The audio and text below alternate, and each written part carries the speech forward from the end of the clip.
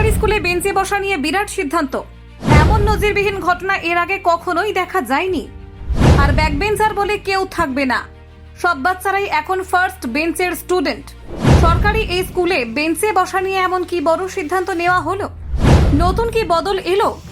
দেখুন, সুন্দরবনের প্রত্যন্ত অঞ্চলে অবস্থিত দক্ষিণ 24 পরগনার বকুলতলা এফপি স্কুল সম্প্রতি একটি অভিনব ও যুগান্তকারী পদক্ষেপ গ্রহণ করেছে, যা রাজ্যের শিক্ষা ব্যবস্থায় নতুন দিশা দেখাতে পারে।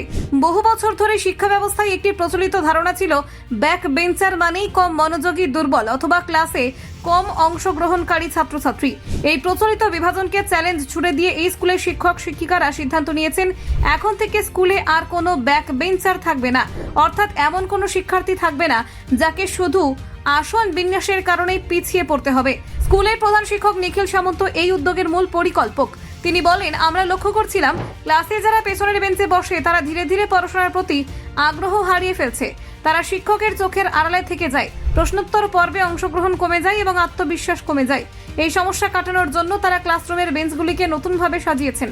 আগে যেখানে বেঞ্চ ছিল একের পর এক সারি করে, এখন সেগুলো রাখা হয়েছে অর্ধবৃত্তাকারে বা ইউ আকৃতিতে, যাতে শিক্ষক ক্লাসে বসে থাকা প্রত্যেক ছাত্রছাত্রীকে সমানভাবে দেখতে পান এবং তাদের সঙ্গে সরাসরি যোগাযোগ স্থাপন করতে পারেন।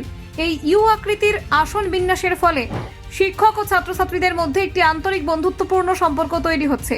কেউ আর নিজেকে পেছনের সারির অবহেলিত পড়ুয়া বলে ভাবছে না, বরং প্রত্যেকেই ক্লাসে মনোযোগ সহকারে অংশ নিচ্ছে। এছাড়া প্রতিদিন বেঞ্চ পাল্টে পাল্টে পড়ুয়ারা বসছে, যাতে সবাই কখনো না কখনো শিক্ষকের একদম সামনে বসার সুযোগ পায়। এর ফলে পড়ুয়াদের মধ্যে স্বতঃস্ফূর্ততা, আত্মবিশ্বাস এবং পড়াশোনার প্রতি আগ্রহ অনেক বেড়েছে। এই পদক্ষেপের আরও একটি দিক হলো এতে ক্লাসরুমে লেভেলিং বা ট্যাগ দেওয়ার প্রবণতা কমেছে। বহুদিন ধরে আমরা দেখে এসেছি শিক্ষক বা সহপাঠীদের চোখে ব্যাকবেঞ্চার হওয়া মানে পিছিয়ে পড়া, অলসতা অথবা কম বুদ্ধিমান। বকুলতলা এফপি স্কুল সেই মানসিকতা ভেঙে দিয়েছে। এখানে সবার জন্য শিক্ষা কথাটি শুধু কাগজে কলমে নয়, বাস্তব চিত্রে রূপ নিচ্ছে। এই উদ্যোগে খুশি অভিভাবকরাও। তারা বলছেন, এই পরিবর্তনের পর তারা সন্তানদের মধ্যে বড়সড় মানসিক পরিবর্তন দেখছেন।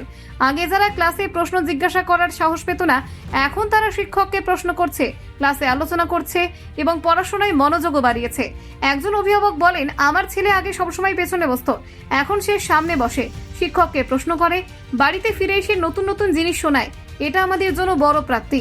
এই উদ্যোগের পেছনে অনুপ্রেরণা এসেছে কেরলের একটি মালায়ালাম চলচ্চিত্র স্থানার্থী থেকে, যেখানে একটি স্কুলে আসন বিন্যাসের মাধ্যমে ছাত্রছাত্রীদের মানসিক পরিবর্তনের ছবি তুলে ধরা হয়েছিল। সেই ভাবনাকেই বাস্তবে রূপ দিয়েছে বকুলতলা স্কুল। এটাই প্রমাণ করে শিক্ষার সংস্কারে সিনেমাও হতে পারে শক্তিশালী অনুপ্রেরণা।